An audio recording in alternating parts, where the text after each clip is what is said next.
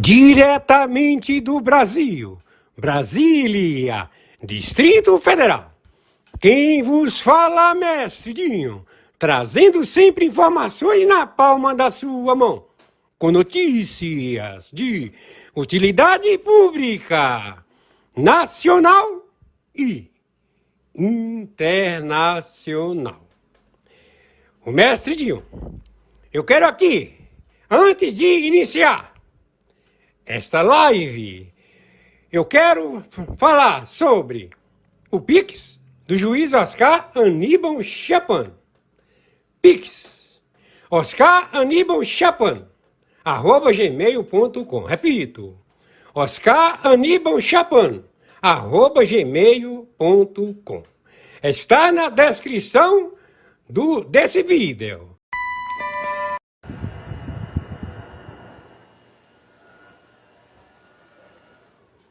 Muito bom dia, quem está falando é o senhor Oscar Aníbal Chapano. Estamos árbitro na justiça privada, justiça paga, na função corregedor-geral, na arbitragem internacional, na investigação de 196 países, sua membresia em administração por funcionários públicos que se corromperam através de gorjeta, propina ou pagamento PIX, emendas PIX.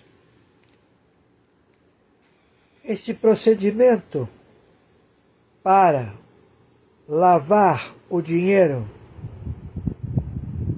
de centenas de conglomerados em redutos de tráfico, de roubo, de latrocínio, de apostas ilegais, todo tipo de crime, todo tipo de feudo,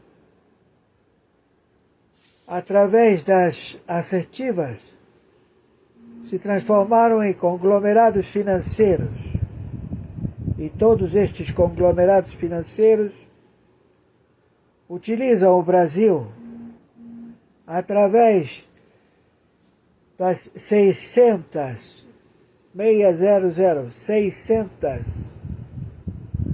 milhões, 600 mil fintechs, plataformas que podem acautelar dinheiro. Estas empresas pagaram antecipadamente 35 milhões por cada uma para que possam funcionar já desde o momento em que elas foram estabelecidas como local de armazenamento de capital. Pode ser criptomoedas, pode ser jogo, pode ser banco, pode ser o que você bem entender. Então, as 60 agências de inteligência, nas suas especialidades matemáticas, chegou à conclusão que os 17 países do narcotráfico, 17 países do narcotráfico, já receberam 40 bilhões de dólares. Só esses países. Na semana que começou os leilões no Banco Central. Quem é o tomador? Quem é que está pagando por esses dólares? Porque o Banco Central, ele bota em oferta. Quanto o senhor vai ofertar? Eu vou ofertar é 4 bilhões, 3 bilhões, 5 bilhões, porque tem vencimento de pagamento lá fora, em dólar, empréstimos adquiridos com o agronegócio. Então vou colocar esta quantidade. E quem vai ser o operacional civil? Vai ser o Bradesco. E quem vai ser o operacional das reservas de 400 bilhões? 400 bilhões de dólares que tem nas reservas lá fora. Aqui não é revelado quanto tem. Então entenda, você tomou reais. De onde vieram esses reais? Vieram lá de fora. E quem vai tomar esses reais para uso? O governo. E o governo vai fazer frente aos pagamentos.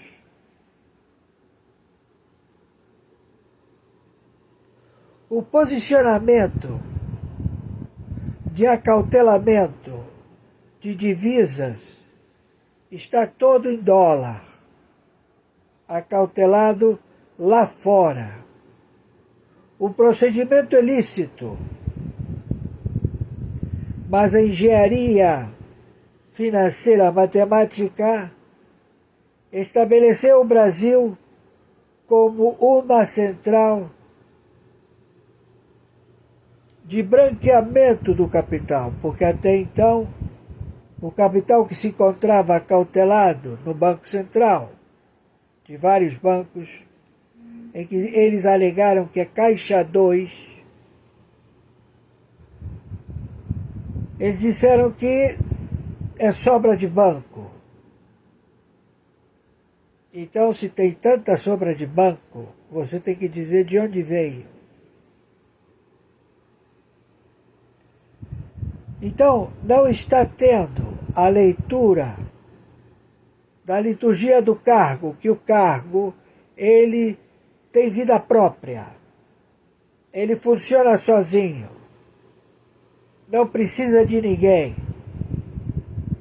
Mas, perante o operacional das autoridades justificar um enlace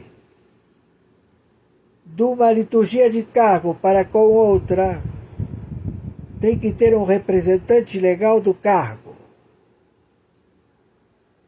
E esse representante legal do cargo é chamado de funcionário público. E esse funcionário público recebe propina, recebe emendas PIX. De quem? Do interessado. Quem é o interessado? O partido político. O partido tem dono? Tem. São 29 partidos políticos com 29 donos. E eles que fazem? Eles negociam cargos no governo. Eles negociam diplomas. Deputado federal, deputado estadual, vereador, senador e o Supremo Tribunal Federal. Também o Judiciário. Venda de cargo de juiz. Tudo está à venda. Então, esta operacionalidade, ela foi desfeito o novelo, aquela bolinha de lã, que você puxa o fio e começa a se desfazer a bolinha, a bola, né?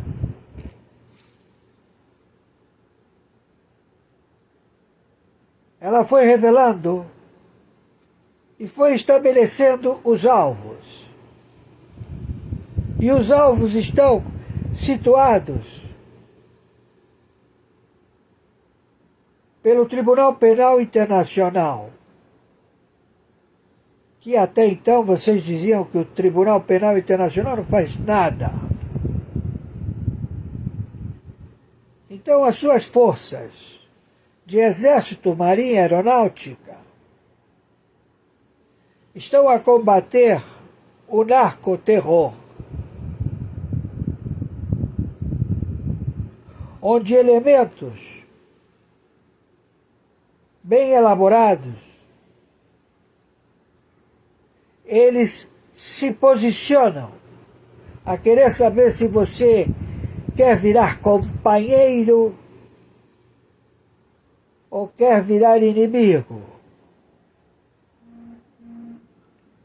Então todos eles falam assim, vira companheiro. Se você está demorando em virar companheiro, você é um objetivo.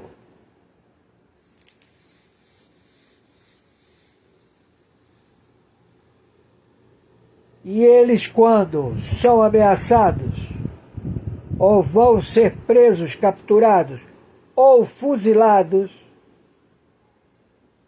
eles querem negociar. Então eles delatam todo mundo, fazem play barganha. Play barganha. É o que eles todos fazem. São soltos. Até os maiores capos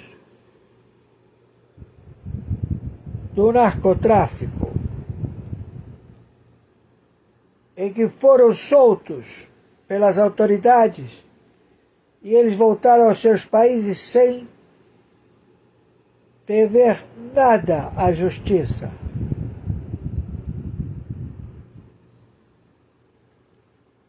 Entendam como esse procedimento, como há tanto interesse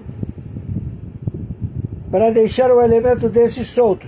Claro que esse elemento vai ter algum desentendimento com algum velho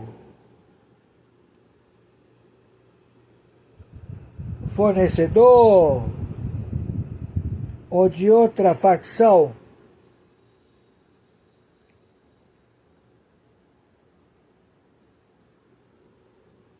Então, esse comportamento no Brasil, ele é operacional, ele está operando. Então o dólar, certamente, ele vai a 10. Até agora, 40 bilhões de dólares foram para 17 países do narcotráfico. Cada país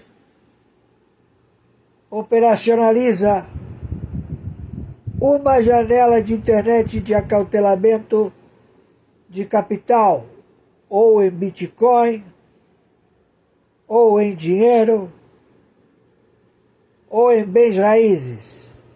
Tudo se operacionaliza através desta janela da internet. Custa 35 milhões. Aqui foram vendidas 600 mil fintechs. 600 mil. As que pagaram 35 milhões, elas podem ficar operando, elas têm outorga. Desta organização Foro de São Paulo, seu líder se faz chamar Luiz Inácio Lula da Silva.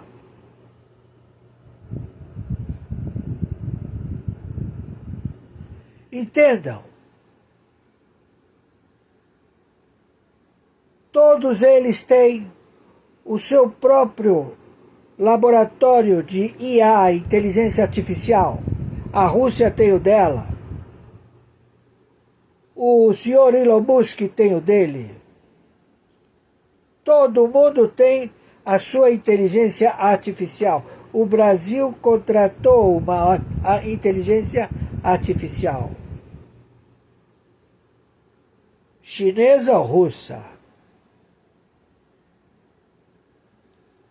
Ou norte-coreana?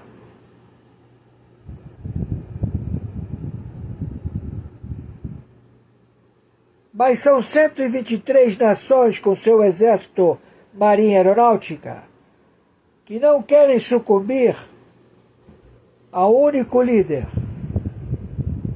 ao único inventor desta parafernália. Só um minuto. Obrigado. Meu café. Desta parafernália financeira de grupos de capitalistas. Nunca você viu falar tanto em bilhões. Só se fala bilhão para cá, bilhão para lá, trilhões.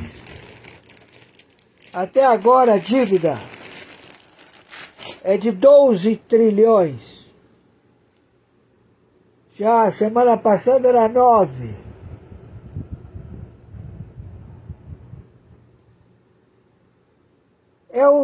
É um poço sem fundo que eles querem resgatar 400 bilhões de dólares que se encontram acautelados nos Estados Unidos da América.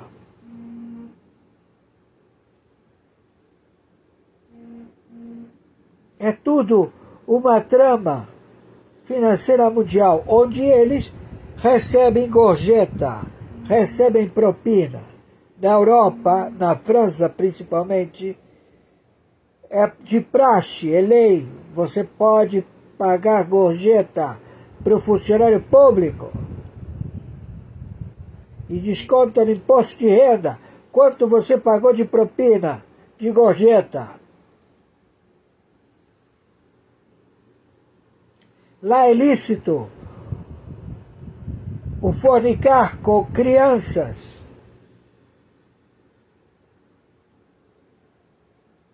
O mundo, senhores, se perverteu.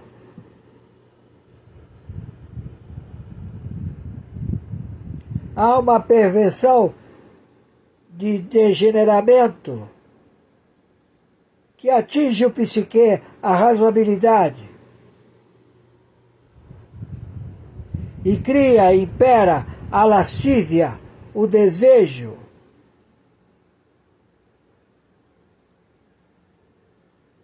A embriaguez da carne.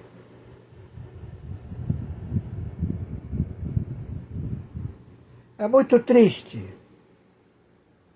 E todos cobiçam. Um cobiça o outro. E no meio estão nossas crianças, que viraram alvos para o rejuvenescimento, para que esses pervertidos continuem e permaneçam jovens, ou seja, que eles tenham a sua aparência viral no consumo do adrenocromo. Eles tomam pico, como Stalin, como Hitler, como esse fantoche impostor, filha da puta, Luiz Inácio Lula da Silva e a sua máfia, o Pleno da Corte do Supremo Tribunal Federal, máfia.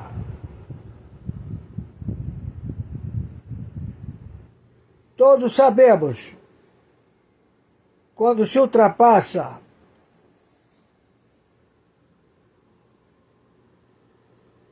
o prumo entre o legal e o ilegal.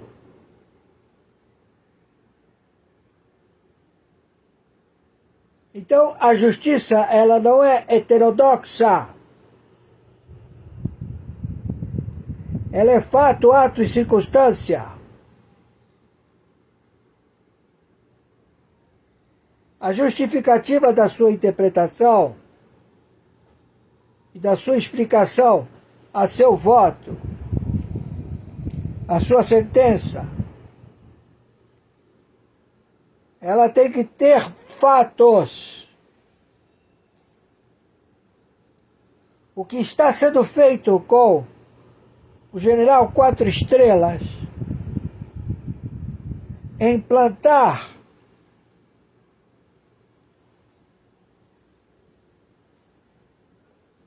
protocolos apócrifos, ou seja, ninguém assina, na sede de um partido, num escritório, numa mesa, dentro de um cofre. Quando todo mundo sabe, no mundo militar, do procedimento destes estudos, são muito normais.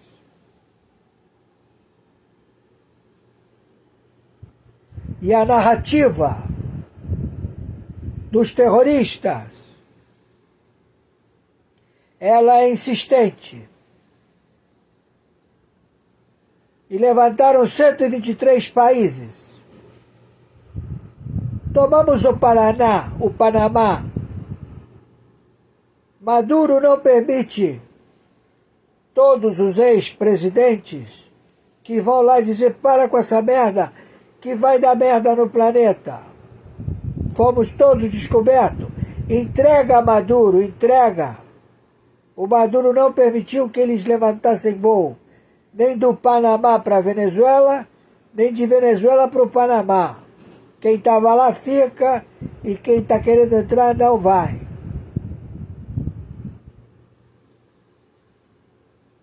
Porque está tudo tomado. Todos os barcos que se encontram do lado do Pacífico são de propriedade de guerra, espólio de guerra. Estão todos rendidos. Quem tem tecnologia, manda.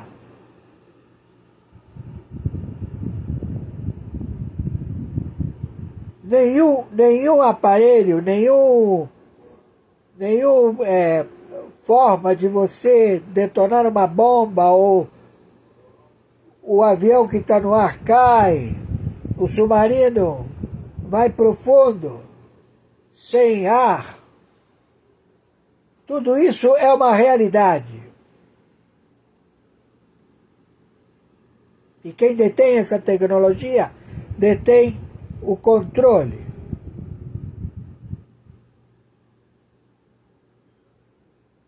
Mas vocês jogam a própria sorte, como jogaram aqui 600 mil janelas da internet, a 35 milhões cada.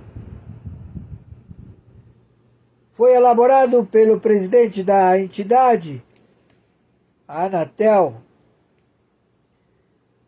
e o administrador da fazenda, Haddad. Quem não pagou 35, pagou 30, só vai vir a funcionar a partir do final de janeiro de 2025. Ou seja, agora segunda-feira já tem novo leilão de bilhões de dólares. Então você vai ver um fluxo de reais entrando a uma taxa de 15%, fazendo com que o Bradesco lucre. E onde esse volume, ele é empregado. E essa ciranda, ela vai se completando. E aqui começam a vender armas, todo tipo de drogas, onde vão circular todos os grupos do narcotráfico e vão pagar com a janelinha da internet.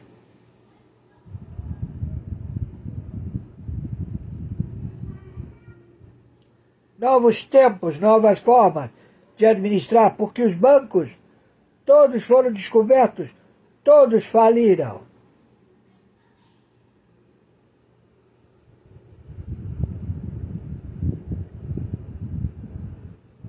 Esta é a situação. Você dirá, será ruim para o Brasil? Será ruim para o brasileiro?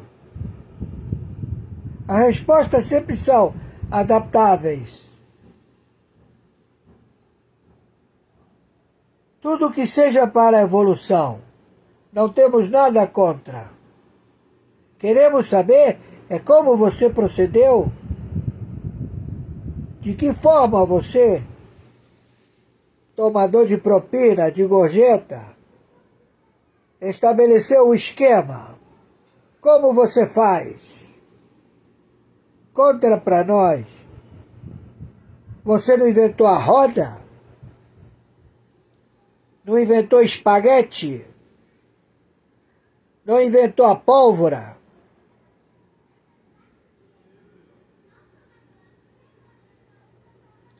Você tudo sabe? Ninguém tem nada a lhe ensinar.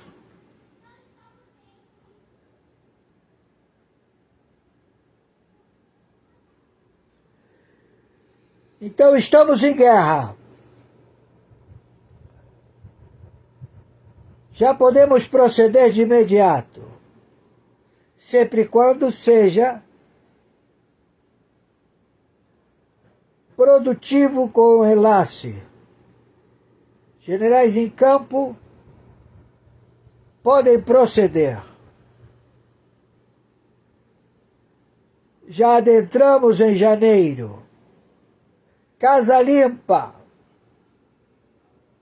Nova estrutura.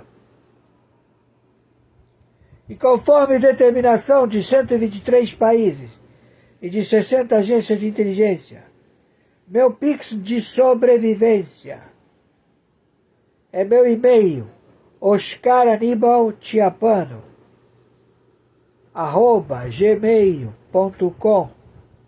Mercado Pago é a plataforma. Também meu Pix CPF 510 466 44734. Mercado Pago.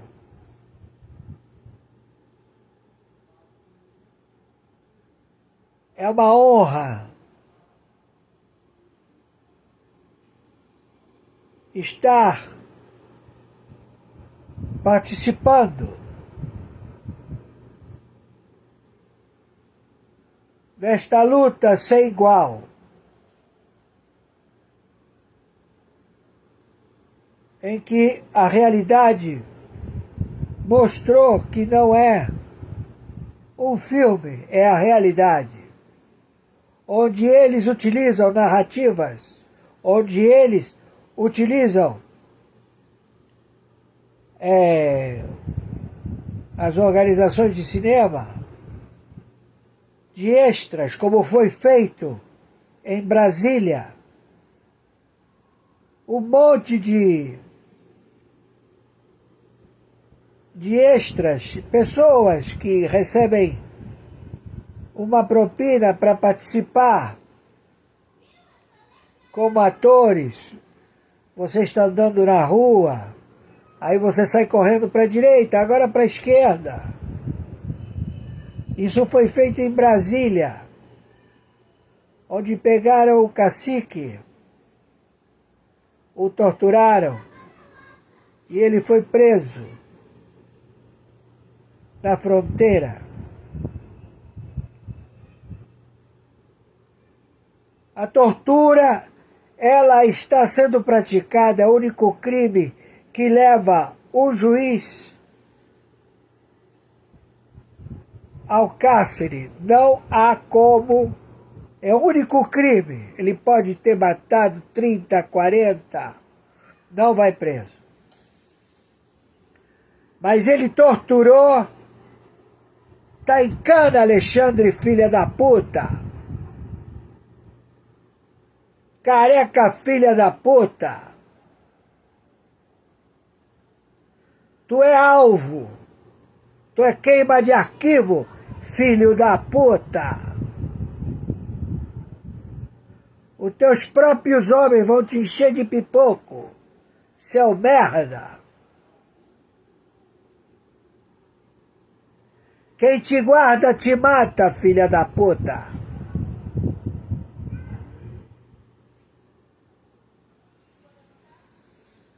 Estamos em guerra. Então está fechado o canal do Panamá. Os Estados Unidos já têm administração. Ninguém entra, ninguém sai. E agora vamos começar a jogar as bombinhas. E pegar esses viados filha da puta. Que são um paradoxo. Que são as narrativas que são metidos a alguma merda.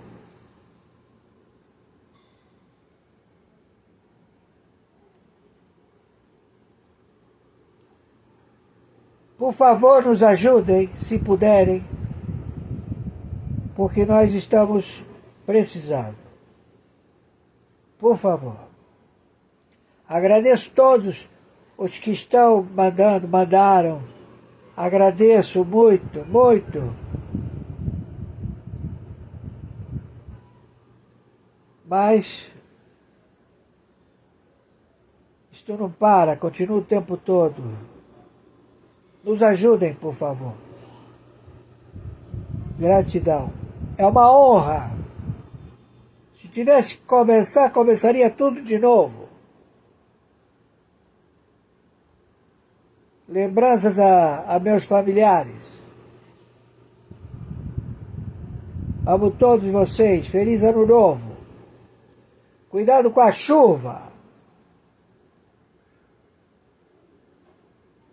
E muita paz para todos vocês. Amigos. Porque se eu estou aqui, é porque tenho amigos. Senão não estava.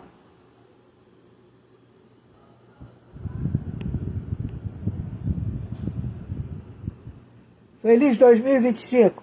E tenho certeza que voltaremos, né? Porque hoje a coisa fica séria. Yes, sir. I thank you, sir. Ok. Tchau. Gracias, Mireya. Aquí está Marta Lucía, Vicente Fox, presidente Rodríguez de Costa Rica. Para que entiendan el cuadro de situación. Estamos hace una hora en este avión. El régimen tiránico, abusivo, autoritario dice que este vuelo 223 no puede despegar de Panamá a Caracas hasta que bajemos los expresidentes y la vicepresidenta Ramírez. No solo eso, el avión Copa 222 de Caracas no puede despegar a Panamá hasta que nos bajemos los expresidentes. No solo eso, el avión Valencia 251 de acá al lado, que no tiene nada que ver, tampoco puede llegar a Caracas. Aquí en este avión tenemos 150 personas, 3 aviones, casi 450 personas que la tiranía de Maduro toma de rehén para evitar que llegue la solidaridad y el apoyo internacional a los que están luchando en Venezuela. Al gran Edmundo, que el domingo lo va a sacar al vagabundo, y a la heroína María Corina, la vencedora libertadora. A nombre de todos nosotros,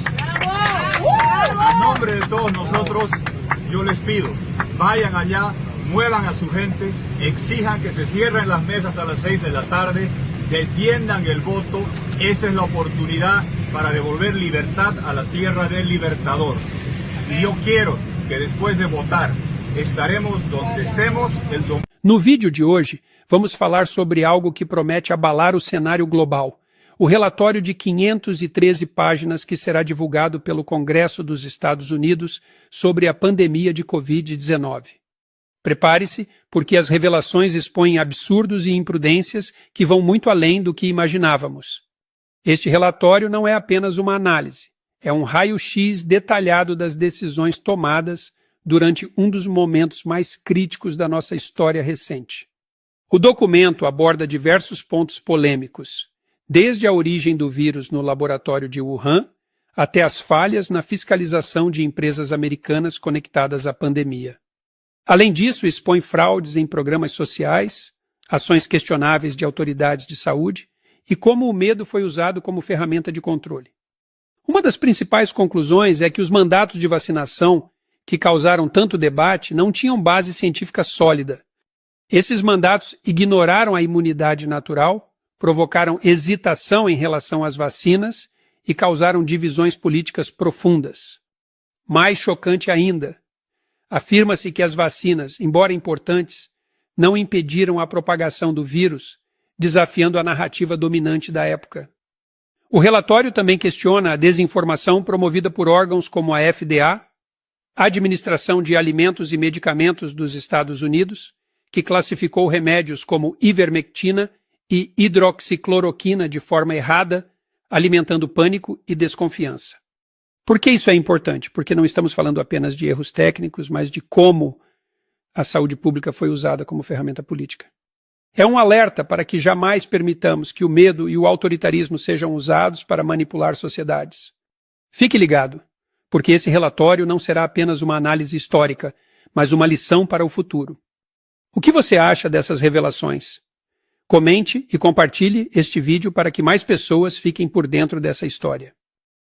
Gracias, Mireya. Aquí está Marta Lucía, Vicente Fox, presidente Rodríguez de Costa Rica. Para que entiendan el cuadro de situación.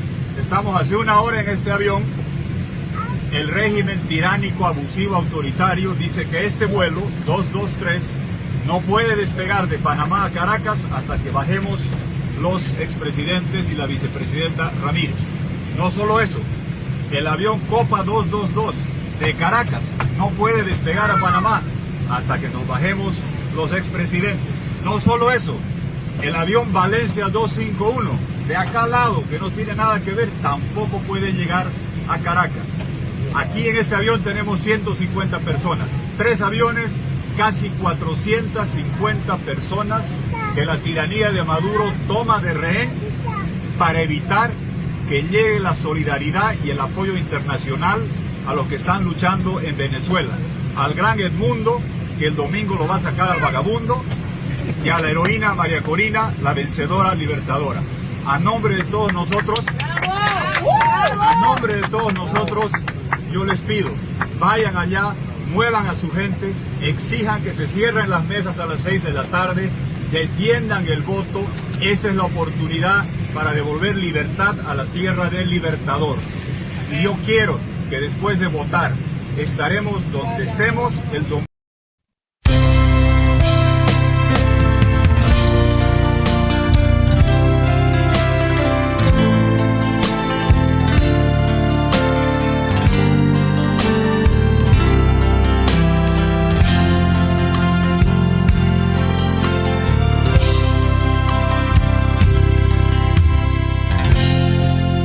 Eu não posso questionar o que o Senhor permite acontecer. O que eu posso é te respeitar e acreditar no teu poder. No sorrir ou no chorar, quero sentir tua presença, onde minha alma briga, com Jesus deseja estar. Nos momentos de oração, renova em mim o teu amor. Não me lembro da aflição e na certeza serei vencedor. No sorrir ou no chorar, quero sentir tua presença, onde minha alma briga, com Jesus deseja estar. Minha força é o Senhor, na busca pelo teu amor. Sei que não estou sozinho, Jesus protege o meu caminho. No sorrir ou no chorar, quero sentir tua presença, onde minha alma briga, com Jesus deseja estar.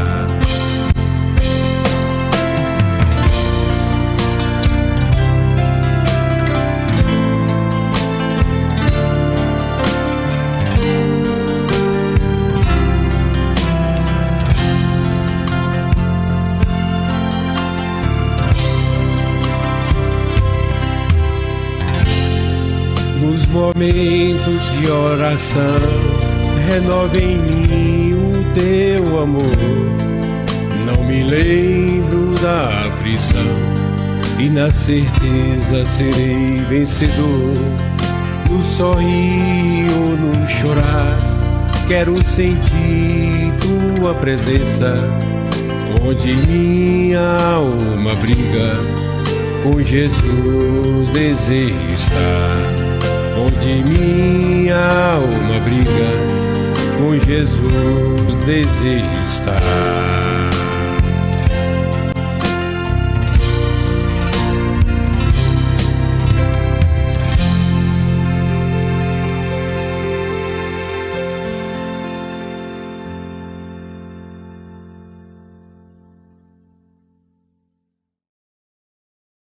I think we have at least 4 problems or crises right now that are all interwoven. We have high inflation in some of the countries in Europe, in the US, and a lot of other countries.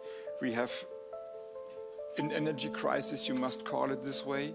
We have food poverty, and we have the climate crisis. And we can't solve the problems if we are only concentrating on only one of the crises.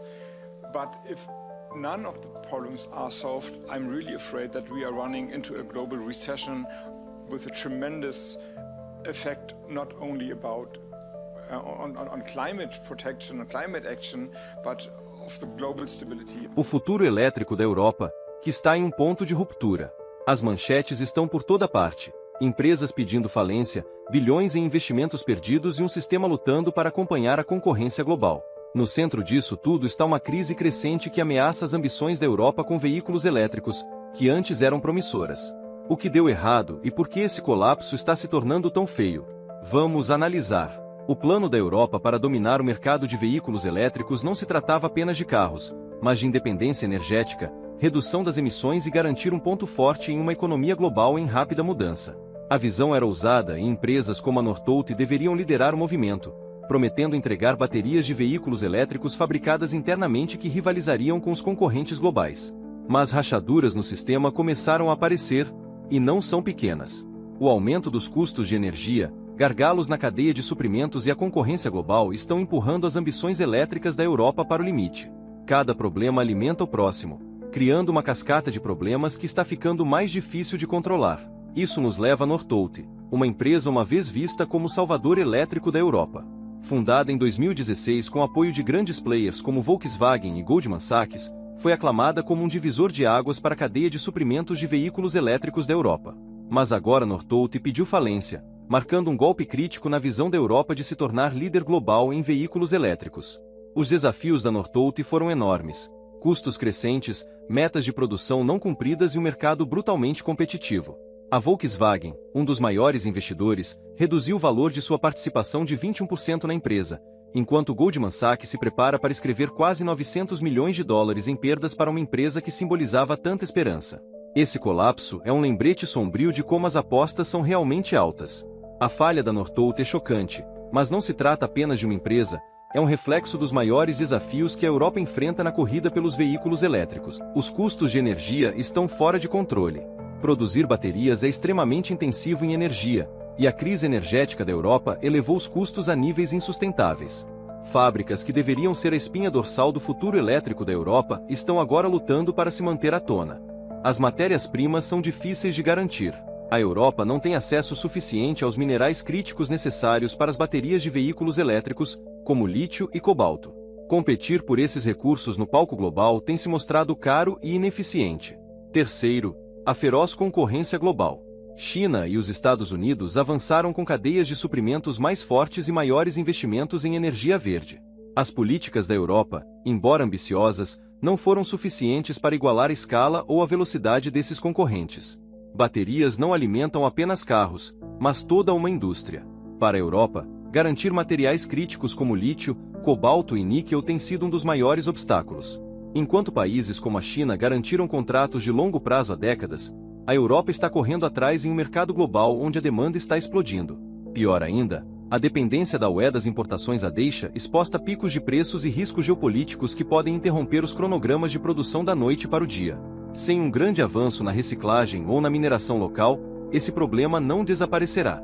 O que está acontecendo na Europa não é apenas uma questão regional, é um sinal de alerta para toda a indústria de veículos elétricos. O rápido colapso de um sistema promissor está enviando ondas de choque por mercados globais. Investidores, fabricantes de automóveis e governos de outras regiões estão observando atentamente, porque a situação da Europa destaca uma vulnerabilidade crítica: a dependência excessiva de cadeias de suprimentos fragmentadas. A concorrência global não se trata apenas de produzir mais, mas de produzir de forma mais inteligente. Empresas na China e nos Estados Unidos aprimoraram seus processos para uma arte, combinando inovação com eficiência. Em contraste, a Europa agora está lidando com a percepção de que sua abordagem fragmentada para aumentar a produção pode não ser suficiente para sobreviver nesta corrida. Construir uma indústria de veículos elétricos robusta exige mais do que fábricas e políticas, exige infraestrutura. Estações de carregamento, upgrades de redes e centros de manutenção de veículos elétricos são essenciais para apoiar a adoção generalizada. No entanto, o progresso da Europa nessas áreas ficou para trás em relação às suas ambições de produção. Pegue a estabilidade da rede, por exemplo. Os veículos elétricos colocam imensa pressão nas redes elétricas e a infraestrutura envelhecida da Europa está lutando para acompanhar. Sem melhorias significativas, até um lançamento bem-sucedido de veículos elétricos pode enfrentar obstáculos, deixando os consumidores frustrados e as taxas de adoção menores do que o esperado. Essa falta de planejamento de longo prazo adiciona mais uma camada à crise que se desenrola. Enquanto a Europa luta para manter sua visão intacta, seus concorrentes estão correndo à frente com estratégias claras. Os Estados Unidos, por exemplo, usaram políticas como a Lei de Redução da Inflação para atrair investimentos e criar condições favoráveis para os fabricantes de veículos elétricos e baterias. O resultado? Empresas estão se dirigindo para os Estados Unidos, atraídas por isenções fiscais, subsídios e estabilidade política de longo prazo. A China, por outro lado, consolidou seu domínio na cadeia de suprimentos de veículos elétricos, controlando mais de 70% do mercado global de produção de baterias e garantindo contratos de longo prazo para matérias-primas críticas.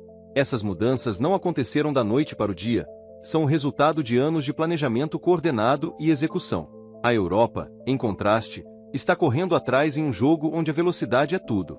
Os desafios que a indústria de veículos elétricos da Europa enfrenta não são apenas técnicos, são pessoais. Consumidores em toda a Europa estão começando a sentir a pressão, com os preços dos veículos elétricos permanecendo teimosamente altos, apesar das promessas de acessibilidade. E sem preços competitivos, as taxas de adoção correm o risco de falhar.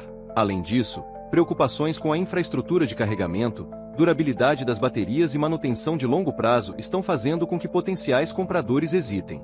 Se a Europa não puder resolver esses pontos críticos rapidamente, até as melhores políticas e estratégias de produção podem falhar em entregar os resultados que os formuladores de políticas esperam. Os preços de energia não são apenas um incômodo, são um fator decisivo para indústrias intensivas em energia, como a produção de baterias.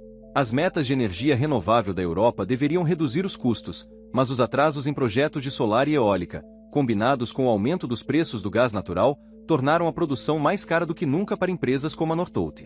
Esses custos corroeram as margens, transformando um projeto de alto potencial em um negócio insustentável. Até que os preços de energia se estabilizem, as ambições da Europa para veículos elétricos continuarão em terreno instável. As ambições da Europa para veículos elétricos estão atreladas ao seu objetivo mais amplo de se tornar uma líder global na luta contra as mudanças climáticas. O fracasso em cumprir as promessas de veículos elétricos pode minar a credibilidade da Europa no palco global, se consumidores, investidores e até fabricantes de automóveis perderem a fé na capacidade da Europa de cumprir suas promessas verdes. A região corre o risco de perder seu papel de liderança em uma das transições mais significativas do século XXI. A Europa teve uma vantagem inicial quando anunciou sua ambiciosa estratégia de veículos elétricos. Países como Alemanha e Suécia estavam prontos para se tornar centros de inovação. Mas atrasos no financiamento e a falta de um apoio político unificado erodiram essa liderança.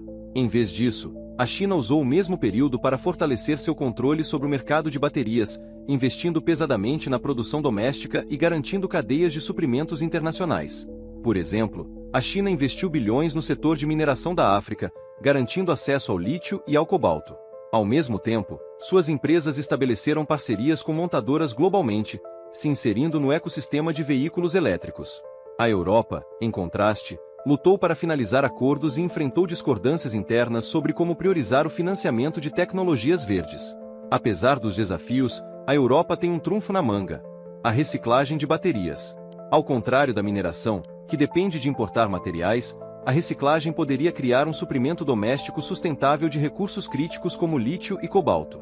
Ao expandir as tecnologias de reciclagem e integrá-las ao ecossistema de veículos elétricos, a Europa poderia reduzir custos, cortar emissões e recuperar parte do controle sobre suas cadeias de suprimentos. O futuro elétrico da Europa pode parecer incerto, mas ainda não está decidido. As decisões tomadas hoje moldarão não apenas o papel da região na corrida dos veículos elétricos, mas também o futuro da inovação e da sustentabilidade. O que vem a seguir pode ser o momento decisivo da Europa. O que você acha? A Europa pode transformar essa crise em uma recuperação ou seus sonhos elétricos estão escorregando para longe? Deixe-nos saber e, se você estiver curioso sobre o que acontece a seguir. Para continuar atualizado, assista o vídeo a seguir, tenho certeza que será perfeito para você.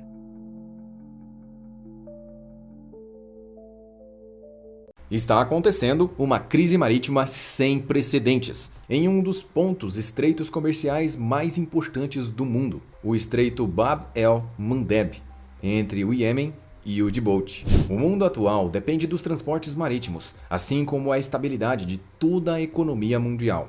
Sabendo disso, algumas facções criaram estratégias complexas para desestabilizar esse sistema. Esses são os Houthis. E eles são uma poderosa facção militar do Iêmen, apoiada pelo Irã. E eles têm lançado centenas de mísseis pelos navios comerciais que passam nesse local. Nos últimos meses, vários navios foram afundados e milhares de vidas foram perdidas. Naturalmente, isso fez com que empresas de todo o mundo parassem de enviar os seus navios por lá. E muitos optaram por uma rota mais longa entre o leste asiático e a Europa, contornando todo o continente africano. Ou seja, ao invés das embarcações que saem da China, Índia e outros países entrarem por esse estreito, eles têm dado a volta e contornado uma enorme distância para entrarem nos portos de Portugal, França e Reino Unido, sendo atualmente o caminho mais seguro para o trânsito marítimo. Em janeiro, os Estados Unidos e o Reino Unido começaram a lançar ataques aéreos contra os Houthis no Iêmen. O objetivo era destruir completamente a organização e desbloquear o estreito Bab el-Mandeb, devolvendo a rota comercial o mais rápido possível. O trajeto atualmente está comprometido, e isso simboliza um enorme prejuízo para as empresas de transporte. Mas ao mesmo tempo em que essa crise marítima está abalando o Oriente Médio e afetando negativamente a economia global, há outra crise marítima acontecendo do outro lado do mundo, no Panamá, que também está congestionado, o famoso e importantíssimo Canal do Panamá. Esse canal fornece um atalho crítico para navios que viajam entre os oceanos Pacífico e Atlântico. Ao invés de darem toda a volta na América do Sul, os navios simplesmente passam por dentro, cortando um enorme caminho. Os inscritos mais antigos do Econosimples vão se lembrar do porquê da grande maioria dos navios evitar essa rota tão perigosa. Se você não sabe, veja na sequência por que o Estreito de Drake é tão temido mundo afora. O Canal do Panamá também é estratégico para os Estados Unidos, permitindo uma rápida movimentação entre o Pacífico e o Atlântico, principalmente em tempos de crise. Este canal costumava ser de propriedade direta dos Estados Unidos, mas desde o ano 2000 é controlado pelo Panamá. Mas esse local está começando a apresentar sérios problemas. E o futuro se tornou incerto, graças a várias constantes. Os problemas que estão afetando o Canal do Panamá são tão grandes e desafiadores que deixaram muitos acreditando que não existe uma solução. Enquanto o tráfego pelo Canal do Panamá pode ser reduzido por tempo indeterminado, é importante entender como o canal funciona. Ao chegar à entrada, um navio encontra uma série de 3 comportas separadas por 3 portões. Quando a primeira comporta se abre, o navio, ao nível do mar, entra na primeira comporta. As comportas atrás do navio se fecham e uma válvula bombeia água na segunda comporta para a primeira, o que reduz o nível da água na segunda e eleva o nível da água no navio na primeira comporta.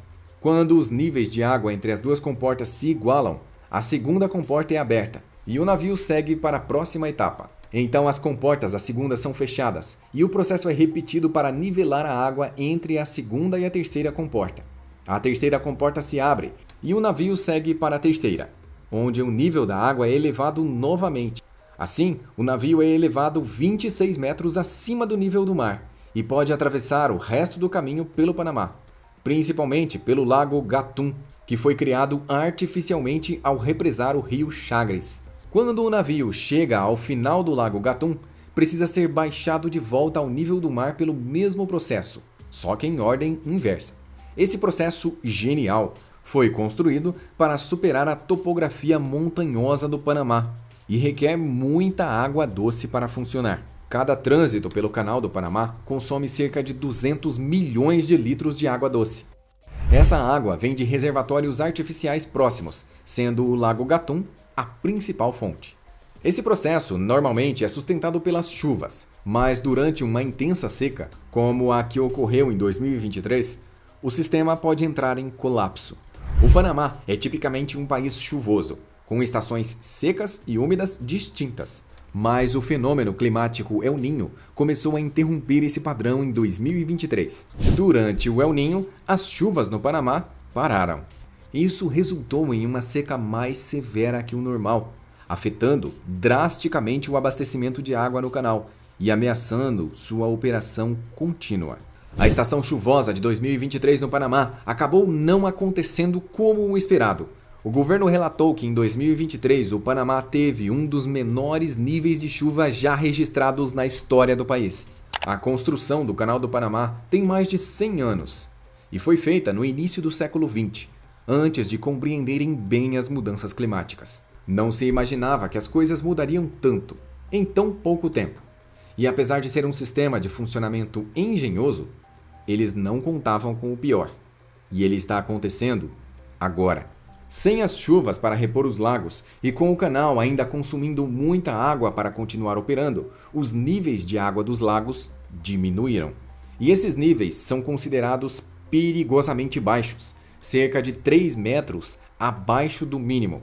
Se você quer uma renda extra ou mudar de carreira ou profissão e ter liberdade financeira, existe um caminho muito rápido. E esse caminho se chama método de retenção. Um treinamento completo para você que quer viver de vídeos, criar conteúdo aqui para o YouTube e viralizar. O treinamento mais completo do Brasil está em um preço super acessível e você pode conhecê-lo agora clicando no link na descrição. O El Niño geralmente dura de 9 a 12 meses, mas com os efeitos da mudança climática piorando, eles podem durar mais tempo, às vezes até anos inteiros. A seca e o alto consumo de água pelo canal têm consequências sérias no Panamá. O Lago Gatún é a principal fonte de água doce para os 4,2 milhões de habitantes do país. O trânsito de um único navio pelo canal consome a mesma quantidade de água que 500 mil de pessoas por dia. Com menos água disponível nos lagos, o governo do Panamá enfrenta decisões difíceis sobre como utilizar os suprimentos de água e como lidar com uma iminente crise que pode colocar a população em risco. Qual seria a melhor atitude a se tomar? Deixar o Canal do Panamá em pleno funcionamento e a população sem água potável? Ou encerrar as atividades do canal e esperar que a água se recupere? Eles precisam escolher, basicamente, entre colocar mais água na operação do canal e assim gerar bilhões de dólares para o governo, ou alocar mais água para milhões de cidadãos que dependem dela para viver. Um dado importante é que o Canal do Panamá, hoje, representa 62% do PIB do país. Sendo assim, parar a operação também geraria uma crise, mas dessa vez, econômica. Pois o governo não teria dinheiro suficiente para cumprir as suas obrigações mensais básicas. E poderia ficar ainda pior, sem dinheiro e sem água. Tudo isso dependeria do comportamento natural da região. O governo não tem outra escolha a não ser racionar os suprimentos de água. Ou raciona para o canal, ou para o povo. Até agora, o governo tem optado por racionar os suprimentos de água no canal, impondo uma série de restrições cada vez mais severas para o uso. Existe uma autoridade apenas para criar soluções e gerenciar o Canal do Panamá. Essa autoridade supervisiona toda a operação e busca constantemente por soluções. Atualmente, eles têm adaptado e reduzido o número de navios permitidos a passar. Em circunstâncias normais, passavam 36 navios por dia no Canal do Panamá. A primeira medida foi reduzirem para 31 navios por dia, Mas isso não resolveu o problema. Então aconteceu mais uma redução, dessa vez mais severa, permitindo apenas 24 navios por dia. No momento da produção desse vídeo, o Canal do Panamá estava ainda buscando soluções, mesmo passando apenas 18 navios por dia. Isso tem economizado metade da água que o canal costuma consumir dos lagos, pois o número de navios, que originalmente era 36, foi reduzido à metade. Mas ainda existem algumas considerações nessa afirmação. Por exemplo, se os navios fossem pequenos o suficiente, 2 deles poderão passar ao mesmo tempo. E para reduzir ainda mais a quantidade de água necessária para mantê-los flutuando, foram criadas rígidas restrições ao peso da carga que os navios podem transportar. Com cargas mais leves, os navios precisam de menos água para passar. Mas isso também significa que, além de apenas metade dos navios usuais poderem passar, os que passam estão transportando até 40% menos carga que o habitual. Essas restrições têm causado grandes atrasos em mercadorias do mundo todo que usavam o canal, e também causando enormes prejuízos comerciais para os Estados Unidos, Canadá, toda a Ásia, a Europa e a América do Sul. Antes das restrições, os navios que queriam passar pelo canal podiam reservar sua passagem com até 3 semanas de antecedência, ou simplesmente chegar sem fazer uma reserva e esperar na fila. No início de novembro de 2023, o tempo médio de espera para esses navios que chegavam sem reserva era de apenas 2 dias. O que, de fato, é muito melhor do que contornar toda a América do Sul. Esse trajeto, além de perigoso, adiciona cerca de 18 dias a mais na viagem. Agora, os navios que chegam sem marcação precisam esperar de 11 a 18 dias na fila. Os navios maiores e mais pesados já chegaram a esperar 23 dias na fila, apenas para atravessar. O canal também está enfrentando outros desafios diversos, incluindo crises marítimas em outras partes do mundo. Isso levou muito mais navios a evitarem o canal, optando por rotas alternativas, mais longas e mais caras. Essa situação está causando atrasos e aumentando os custos para as empresas de transporte, o que pode resultar em preços mais altos para todos os consumidores. Diante disso, surgiram propostas de alternativas ao Canal do Panamá em vários outros países das Américas. O primeiro é o Corredor Bioceânico, que envolve a construção de uma linha de trem e estradas através da América do Sul, que vai permitir que caminhões e trens transportem mercadorias de costa a costa, desde os portos do Brasil até os portos do Chile. Caso você queira conhecer esse ambicioso projeto, eu te convido para ver esse outro vídeo que fizemos explicando exatamente sobre isso. Veja agora por que o corredor bioceânico vai abalar o mundo. Não deixe de se inscrever no canal para receber novos vídeos. E considere se tornar membro para receber conteúdos exclusivos. E se fizer sentido para você, nos siga no TikTok e Instagram. Diretamente do Brasil, quem vos fala, Mestre Dinho, trazendo sempre informações na palma da sua mão. E o meu convite especial, por gentileza, entra na descrição desse vídeo. Urgente! Clicar nos links abaixo. É uma surpresa e você pode ganhar muito dinheiro. Repito! Urgente! Clicar nos links abaixo. É uma surpresa e você pode ganhar muito dinheiro.